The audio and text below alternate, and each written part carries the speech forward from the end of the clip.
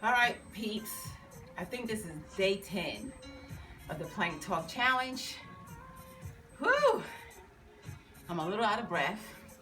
Can I just finish doing 30 leg raises, powering through those things? So, here we go. All right.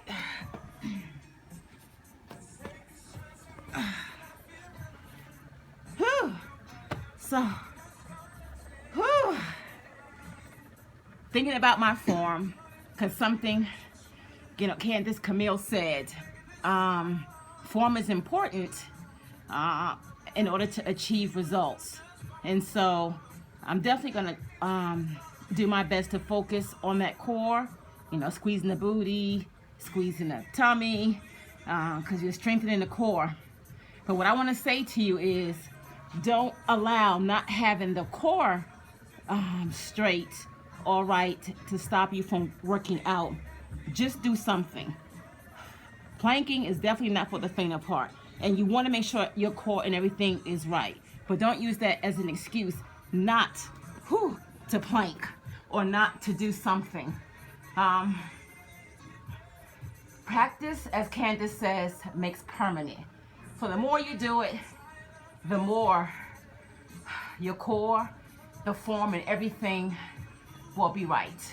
Because I know there are times in my videos that my core wasn't right. And of course, Candace critiqued it. So I'm encouraging you, do something. And she explained why she wanted us to talk in the videos.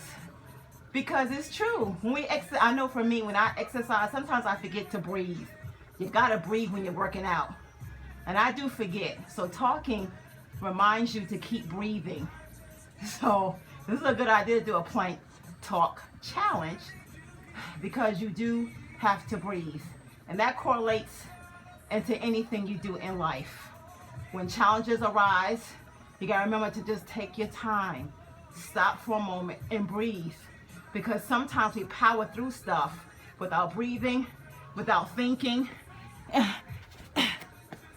And then what ends up happening is it doesn't turn out the way that we want it to turn out. Same thing in exercise. If the core isn't right, then the end result isn't going to be what you want it to be. So just like you have to breathe when you're working out, you also got to breathe when you're in the midst of challenges, when you're in the midst of what looks like your world is falling down all around you. It is a daily process because I forget to breathe even when things are challenging me. But the more I practice breathing, the more I remember, and the more it becomes permanent. So just continue to practice. Just continue to do something. And before you know it, it's a permanent thing. The form is right, and all is right with the world. Until the next time, but just savor the moment. Don't rush through anything. Like this plank. I really want to quit, but I'm gonna keep going for a minute because I need to do this for myself, for my body, for my mind. Oh my goodness. And I'm breathing right now because I have to. Whoo! I was so concerned about how long I can plank that sometimes I did forget the core. So I'm going to be more focused on my core than I am on how long.